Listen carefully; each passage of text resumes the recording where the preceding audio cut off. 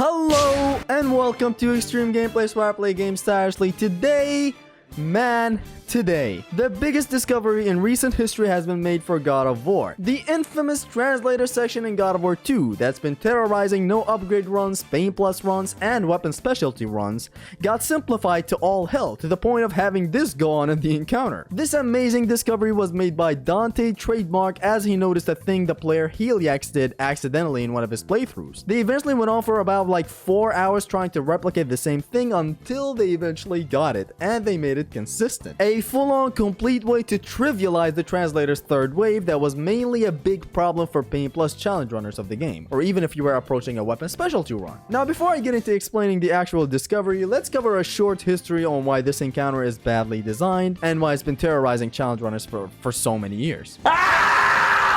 And then we'll quickly go back to the discovery itself in less than a minute. Okay, so the Translator. It's a protection mission where you have to protect the Translator for 3 stages of enemies. And the third stage is completely busted with very bad checkpoint, the Translator taking collision damage, the Translator not having a lot of health, the priest spawning enemies from off screen, and all sorts of horrible design in the encounter. I've gone over how bad of an encounter this is in countless videos, so no need to really dive way too deep into it. Overall, it's a horribly designed encounter that especially hurts an otherwise amazingly consistent challenge run like Pain Plus, where you're basically only allowed to use the blades for offense. That's right, Pain runs and Pain Plus runs are these infamous challenge runs in the God of War community. No magic, no rage, no upgrades, no golden fleece parry, no nothing, just your blades and your grabs. Eventually, throughout the years, thanks to the vets of the Ultimate God of War Union, a strategy was developed through humanity's darkest desires and needs. A strat that still involves a ton of constant RNG coming your way, and your odds of failing are like 80, whereas your odds of winning is about 20. So like, even when you master God of War 2's Pain Plus, this encounter can still kick your ass no matter how good you are if you just have bad RNG sometimes. Fast forward to now, after nearly 18 years. God, that's an adult right there. God of War 2 can literally get a driver's license now. Let that sink in. Do you hear that, brother?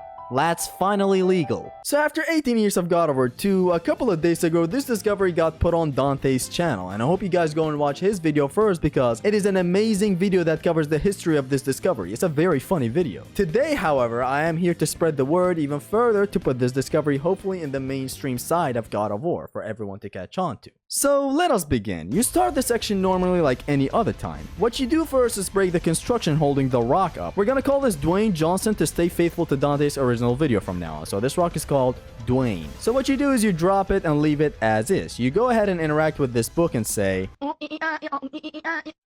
After that, you go to the Translator room, you pick him up, and this is the most important part right here. You essentially have to drop him at an angle that looks a little something like this. Pay very close attention to Kratos' feet and how they're positioned.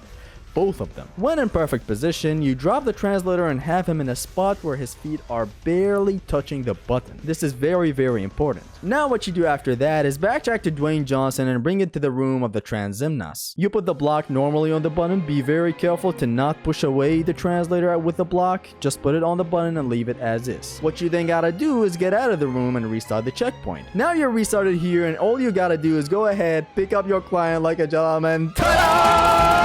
The button is still pressed because it's bugged in a way, thinking the Translator hero is still on top of it when it's actually not. So what that means is that you can have the Translator out of the room and the boulder Dwayne Johnson out of the room while still having the gate open. From here on, you go with the encounter normally, beat the first wave of enemies, positioning Dwayne Johnson in the middle to make the second wave easier, and of course beat that entire wave as well, you know, just extra tips in this video. Pretty easy things, nothing really that special. But now we get to the actual infamous part. Wave 3. All you gotta do right now after clearing the second wave is pushing Dwayne Johnson to the book altar. Put it in the place of the Transopian and sing it a lullaby. Then you go back to the Transmator, pick him up, go to wave 3, get his ass into the encounter, and bam! He's invincible and invisible to the enemies. Isn't this just the craziest thing ever? That's right, the Translator himself no longer draws aggro of the enemies, meaning they can never ever actually hit him. They're all focusing on you and can't damage him in the slightest. Not even knocking enemies into him damages him. So we fixed him getting damaged with collisions.